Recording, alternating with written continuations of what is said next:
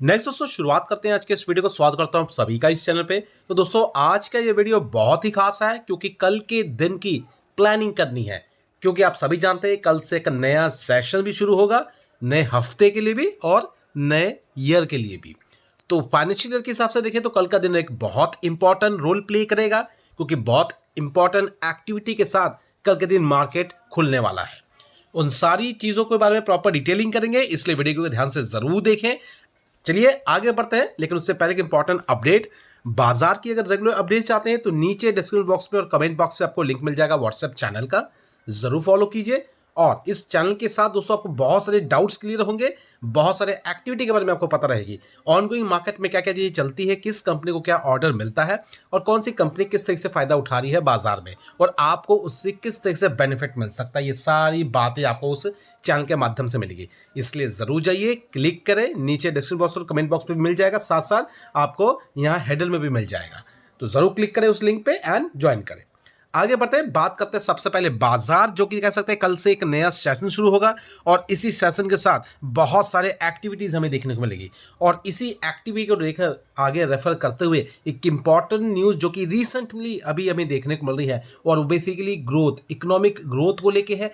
India की जो economic growth को लेकर जो चीज़ें बताई जा रही है या फिर जो एजम्पशंस किया जा रहा है, अब यहाँ पे अगर देखें तो देख सकते हैं Indian economy can double in size to become 7 trillion by 2030।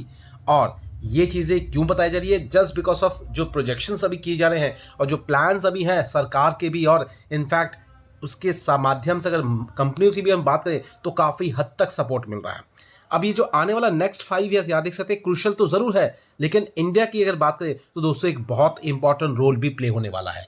In fact ये जो रोल प्ले होने वाला है इंडिया का, वो पूरे विश्व में आपको देखने को मिलेगा। और यहां तक भी आप कह सकते हैं कि पूरे विश्व की भी नज़र जो है इंडिया की ग्रोथ पे है। ऐसा क्यों कह रहा हूं? क्योंकि सबसे बड़ा जो फैक्टर इंडिया के लिए वो है दोस्तों फिलहाल का जो बजट पेश किया गया है, जो कि 2025-26 का जो बजट रहा है। आप दोस्तों ये कह सकते हैं इसके हिसाब से अगर देखें तो बहुत सारी इंपॉर्टेंस एक्टिविटीज़ देखने को मिलेगी। सबसे पहले बात करूं तो दोस्तों ये फोकस्ड बजट है ग्रोथ को लेके। यहाँ पे ज़्यादातर फोकस किया गया मैन्युफैक्चरिंग को लेके, और ये जो मैन्युफैक्चरिंग है प्रॉस्परस तरीके से आगे बढ़ता हुआ नजर आएगा।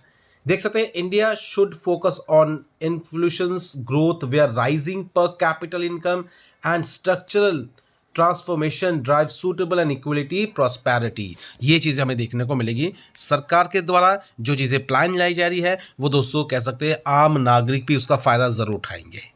अब दोस्तों अगर प्रोजेक्शंस के हिसाब से चीज़ों को देखें, जो फोरकास्टिंग की गई है इकोनॉमिक ग्रोथ को लेके, वो बेसिकली 6 से लेके 6.5% तक की है अगर ग्रोथ के हिसाब से चीज़ों को अगर ऑब्जर्व करें।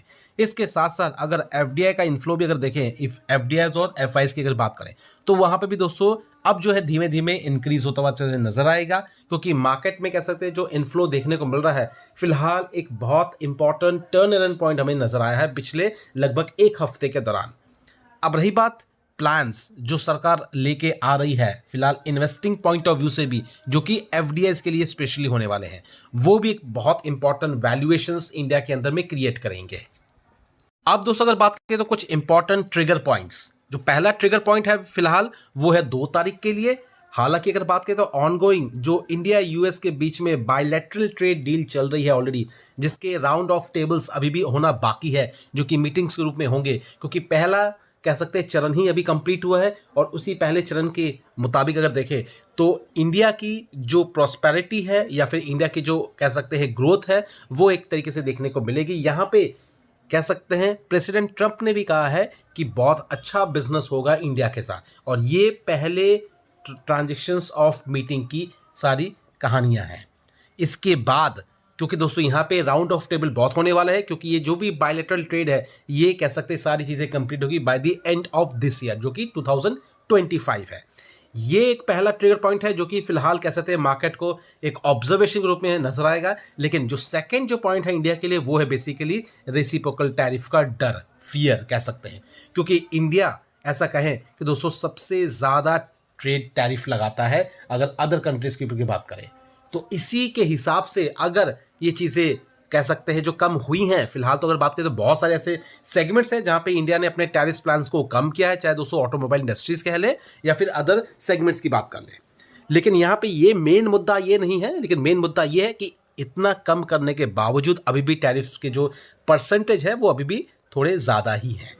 अब इस चीज़ को फर्दर रिड्यूस किया जाएगा और जो रेसिप्रोकल टैरिफ का जो मतलब है, जैसे को तैसा, जैसा किसी ने टैरिफ लगाया वैसा ही यूएस भी टैरिफ लगाएगा। अगर उस कंसर्न और पॉइंट से अगर हम देखें तो फिलहाल कह सकते हैं 2 तारीख का दिन जो है बहुत इंपॉर्टेंट है, क्योंकि उस दिन बहुत सारी चीज़ें डिक्लेयर होने वाली है। इसलिए मार्केट जो है उस दिन काफ़ी ज़्यादा वोलेटाइल रह सकता है। अब दोस्तों यहाँ पे अगर बात करें 2 तारीख, जो कि अप्रैल की 2 तारीख है और ये बुधवार का दिन है, एंड अगर बुधवार के दिन के हिसाब से अगर बात करें तो मार्केट में थोड़ी बहुत हलचल देखने को मिलेगी और वो बेसिकली रहने वाली है फार्मा इंडस्ट्रीज़ की बात कर ले, इलेक्ट्रॉनिक्स की बात कर ले, टेक्सटाइल की बात कर ले एंड ऑटो सेक्टर की बात करें तो ये जो प्रमुख सेक्टर्स है इनमें आपको थोड़ा बहुत अप्स एंड डाउन्स देखने को मिल सकता है। इसके साथ साथ अगर हम बात करें तो बाजार का जो फोकस्ड प्लान रहेगा, कौन से ऐसे सेक्टर्स है जिन पे फोकस रहने वाला है, तो बेसिकली दोस्तों कह सकते हैं रेट्स हाइक की वजह से जहां ज़्यादातर प्रेशर रहेगा वो है दोस्तों एक्सपोर्ट्स को लेके। अब एक्सपोर्ट्स की बात करें तो दोस्तों ये सारी चीज़ें एक्सपोर्ट्स के अंदर ही आती है। फार्मा की बात करें, चाहे इलेक्ट्रॉनिक की बात करें, चाहे टेक्सटाइल या फिर ऑटो की बात करें, तो इन सेगमेंट्स में बाजार का खास करके फोकस रहने वाला है। और अगर हम बात करते हैं कुछ बेनिफिशियरी सेक्टर्स के बारे में, तो यहाँ दोस्तों देखा जा रहा है कि पोटेंशियली बेनिफिशियरी जो है बेसिकली एनर्जी सेक्टर्स की बात करें या फिर डिफेंस की बात करें या फिर ऐसे सिलेक्टेड एग्री इंपोर्टर्स हैं जहाँ पे थोड़ा बहुत बेनिफिशियरी देखने को मिलेगा। और बेसिकली अगर बात करें तो डिफेंस को लेकर हम काफ़ी दिनों से चर्चा ऑलरेडी कर रहे हैं, तो डिफेंस सेक्टर्स पे खास करके आपको ध्यान देना है। कुछ पोजीशंस जो हम ऑलरेडी डिस्कस करते हैं उस पे नज़र रखनी है, एंड वो कौन कौन सी पोजीशंस है वो आप सभी को पता है। इसलिए प्रॉपर डिटेलिंग हर एक स्टॉक को ज़रूर करें और जल्दबाजी अभी फिलहाल फर्स्ट या फिर सेकंड को नहीं करनी है। किसी भी तरीके के चीज़ों को लेके ज़्यादा वॉलेटाइल नहीं होना है, किसी भी तरीके की चीज़ों को लेके पूरा का पूरा पैसा एक बार में मार्केट में नहीं लगाना है, चाहे वो 1 तारीख का हो चाहे वो 2 तारीख का दिन हो। इसलिए थोड़ा सा वेट करें, 2 तारीख का जो इंपॉर्टेंट डे है उसको एक बार कंडक्ट होने दें, उसके हिसाब से आगे की प्लानिंग होनी चाहिए। और अगर इस चैनल को फॉलो करते हैं तो दोस्तों इसके बारे में प्रॉपर अपडेट आपको रिसेंटली तौर पे देखने को मिल ही जाएगी। इसलिए इत्मीनान रहिए, चैनल को फॉलो करते रहिए ताकि बाजार की पूरी जानकारी आपको प्रॉपर तरीके से मिलते रहे। अब दोस्तों ये जो रेसिप्रोकल टैरिफ को लेकर जो अनाउंसमेंट है, ये स्पेशली कह सकते हैं जो मार्च में हमने जो रिकवरी नजर आई थी, जो हमने लास्ट वीक में जो रिकवरी देखी है मार्च में इंडिया मार्केट में, वो थोड़ा बहुत अनस्टेबल कर सकती है। तो रीज़न सभी चीज़ों को पता है, इस हिसाब से अगर देखें जो भी हम देख रहे हैं, जो डिस्कस अभी कर चुके हैं। अब दोस्तों यहाँ पे आईटी सेक्टर की बात करें, क्योंकि बहुत से ऐसे हमारे इन्वेस्टर्स हैं जिनके पास आईटी के स्टॉक्स भी होंगे। फिलहाल तो सबसे पहले ये कहूँगा, वरीड होने की ज़्यादा ज़रूरत नहीं, फिक्र करने की ज़्यादा ज़रूरत नहीं है, लेकिन हाँ थोड़ा बहुत इफेक्ट बाजार का पड़ेगा ज़रूर आईटी स्टॉक्स में। And basically Indian IT stocks की अगर बात करें तो यहाँ पे जो मेन मुद्दा है बेसिकली टैरिफ्स को लेके, क्योंकि यहाँ पे अगर प्रोडक्ट वाइज टैरिफ की बात करें तो सर्विसेज वाइज टैरिफ पे भी टैक्सेस लगेंगे। इसके साथ साथ ये टैरिफ का जो कह सकते हैं नतीजा है वो बेसिकली इन्फ्लेशन को डायरेक्ट हिट करेगा, क्योंकि इन्फ्लेशन अगर डायरेक्ट हिट होता है यूएस में, जिसका थोड़ा बहुत कंसर्न पॉइंट जो है इंडिया में रिफ्लेक्ट ज़रूर होगा। इसके साथ साथ अगर वो इन्फ्लेशन इंक्रीज होता है, जिसका डेटा हम मई महीने में देखेंगे कि जो कि रिलीज होगा यूएस की तरफ से, क्योंकि जो भी अप्रैल में टैरिफ प्लान लागू होने वाले हैं उस सब की डिटेलिंग जो है हमें अप्रैल महीने के डेटा में देखने को मिलेगी। मगर मसला ये है कि बेसिकली ये जो कनेक्ट करता है वो रिसेशंस को भी करता है, तो समहाउ इससे रिसेशंस का फियर भी ज़रूर आपको देखने को मिलेगा। इसलिए आप सबने ऑब्जर्व किया होगा कि आखिरी वीक में जो यूएस मार्केट था वो रिसेशन की वजह से काफ़ी ज़्यादा वॉलेटाइल भी था। अब वो कंसर्न पॉइंट सिर्फ 2 तारीख के कह सकते हैं टैरिफ प्लान्स को लेके हैं। अब ये मुद्दा जो है आईटी सेगमेंट के लिए बात करें, अगर ऐसा नहीं है कि आईटी स्टॉक्स से आप निकल जाएंगे तो इससे आप कोई फर्क नहीं पड़ेगा। दोस्तों इतना कहूँगा, आईटी स्टॉक से बने रहना है, क्योंकि दोस्तों अगर किसी भी कंट्री की डेवलपमेंट की हम बात करते हैं तो बिना आईटी सेक्टर के स्टॉक्स से बिना नहीं होती, या फिर आईटी कंपनी के बिना नहीं होगी, क्योंकि डेवलपमेंट हमेशा, इनोवेशन जो है हमेशा आईटी सेक्टर्स के द्वारा ही होती है। इसलिए आईटी स्टॉक्स है भी उतना इंपॉर्टेंट, इसलिए नेगलेक्ट इसको नहीं करना है। आपके पास जो भी आईटी की पोजीशंस है, चाहे वो दोस्तों कोफोर्ज की बात करें, परसिस्टेंस की बात करें, इन्फोसिस की बात करें, एचसीएल टेक्नोलॉजी की बात करें, या फिर अच्छी कंपनियां जो कि बड़ी बड़ी कंपनी को लीड करती है जैसे टीसीएस की बात करें, इन सब कंपनीज की बात करें तो अगर है तो ज़रूर इत्मीनान बनाइए, एंड अगर पोजीशंस को बनाए रखेंगे तो ही ज़्यादा बेहतर चीज़ें देखने को मिलेंगी। मार्केट थोड़ा सा वॉलेटाइल कर सकता है चीज़ों को, लेकिन ज़्यादातर उस लेवल तक मार्केट उसको स्टक डाउन नहीं कर सकता, क्योंकि नेचर जो मार्केट का है वो हमेशा ग्रोइंग का है। और इससे पहले भी ये हमेशा चीज़ें देखने को मिली है, ऑब्जर्व में देखने को मिला है कि मार्केट में जो गिरावटें होती है, चाहे वो कंसर्न पॉइंट कोई भी हो, जैसे फिलहाल अभी का कंसर्न पॉइंट टैरिफ्स है, वैसे अगर 4 से 10 साल पहले की बात करें तो वो कंसर्न पॉइंट टैक्सेस को लेके इंडियन मार्केट में भी था, क्योंकि इंडियन मार्केट में भी सबसे पहले जो टैक्स इंट्रोड्यूस हुआ है, क्योंकि उससे पहले कोई भी टैक्स देना नहीं पड़ता था जो भी प्रॉफिट अर्न्स होता था स्टॉक मार्केट से। आज से लगभग 10-12 साल पहले की अगर बात करें, मतलब 2014-15 की अगर बात करें, तो उस वक्त जो टैक्स इंप्लीमेंट हुआ था, उस वक्त सोचिए बाजार का क्या हाल होगा, जब उससे पहले कोई भी टैक्स नहीं देना पड़ता था इन्वेस्टर्स को। लेकिन उसके बाद जो इंट्रोड्यूस हुआ टैक्स सिस्टम्स, उसके बाद बाजार की क्या हालत हुई होगी।